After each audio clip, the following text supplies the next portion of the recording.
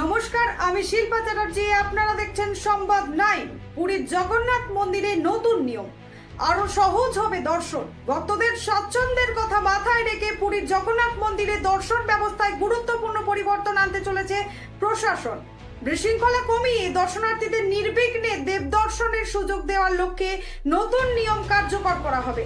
সম্প্রতি মুখ্যমন্ত্রীর উপদেষ্টা প্রকাশ মিশ্র মন্দির পরিদর্শন করে সংশ্লিষ্ট কমিটির সঙ্গে আলোচনা করেছেন। পরিকল্পনা অনুযায়ী মন্দির চত্বরে 6 লেনের প্রবেশ পথ তৈরি করা হবে। নারী, পুরুষ, প্রবীণ ও বিশেষভাবে সক্ষম ভক্তদের জন্য পৃথক লাইন থাকবে। প্রবীণ ও নারী দর্শনার্থীরা ঘণ্টির দ্বার দিয়ে বের হবেন, আর পুরুষদের জন্য নির্দিষ্ট থাকবে গুরুদ্বার। বিশৃঙ্খলা এড়াতে বিশেষ নজর দেওয়া হবে ডিআইপি দর্শনার্থীদের জন্য।